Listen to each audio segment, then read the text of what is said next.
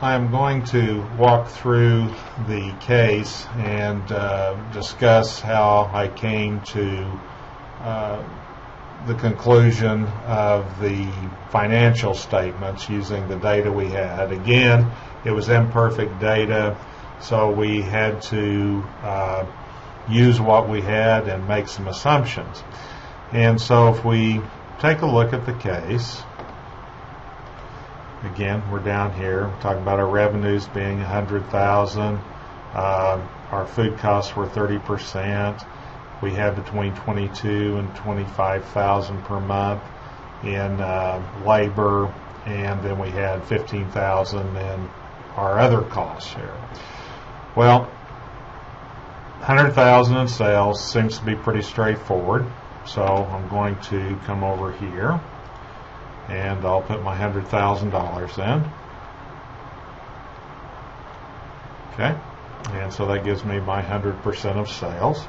If I come back and take a look at the case, my food costs were 30%. Well, 30% of 100,000 would be $30,000. So I'm going to come over here and put in my $30,000 as being my food cost.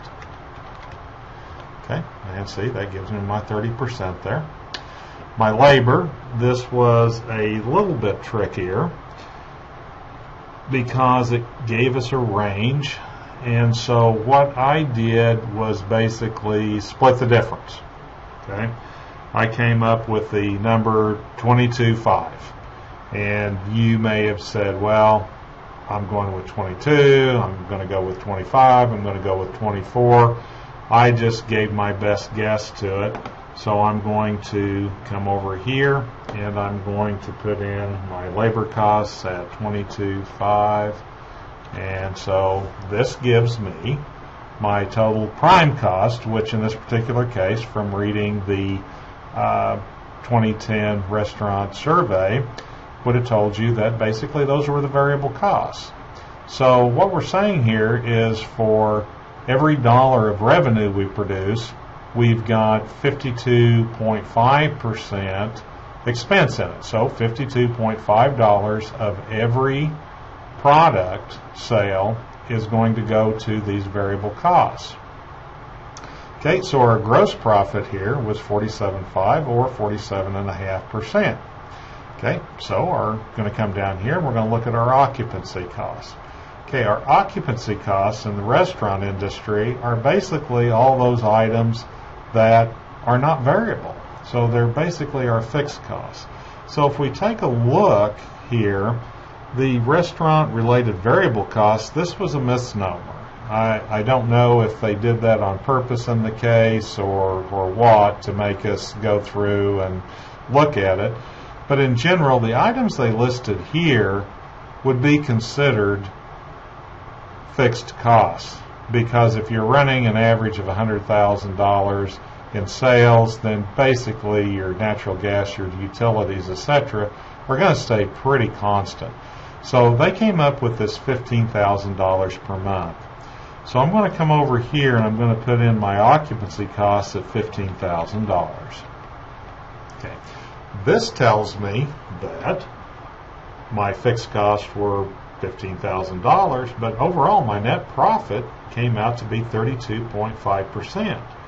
And looking at the restaurant survey, we find that to be a very, very good net profit, very good margin on our sales.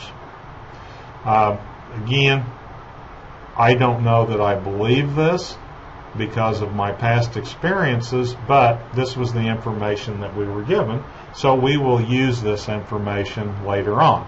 So you should have come up with some kind of variation around there. You should have come up with approximately $32,500. Okay. The next thing was the break-even analysis. And if we take a look at break-even, I'm going to do the same thing. I'm going to go back into the case where he was talking about the Sushilicious concept here. And so what he was saying was he wanted to attract the target audience 14 to 34 who were interested in casual fun and would pay $15 to $30 for a meal as well as families. Okay? And so basically what I came up with that was almost the same way. I had to make some kind of determination how much the average ticket was when a customer came into the restaurant and had to pay. So I simply took 15 plus 30, which gave me 45. I divided that by 2, which gave me the average of those, and the number came out to be $22.50. So what we're saying here is that the average ticket per customer was $22.50. Okay. The variable cost, which is what it costs us for the expenses every time we sell $1, which was $52.50. And so if I take that times the $22.50, my cost ends up being $11.81.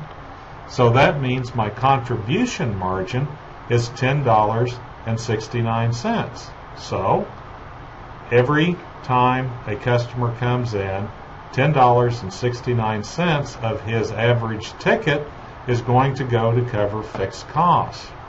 And in our particular case here, our fixed costs were $15,000, which was the same as our occupancy cost.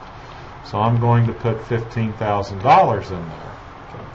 So my break-even in units means that every month I have to have 1,403 customers served in order just to break even. Okay? Now, everything above that, now, if I sell 1,404 dinners, then that means that $10.69 goes to my profitability. Okay? So if I end up selling 1,503 dinners, then that means that I would have $10,069 in profitability because I'd have 100 times 1069. Okay, so basically that's the two things that I wanted you to get out of this.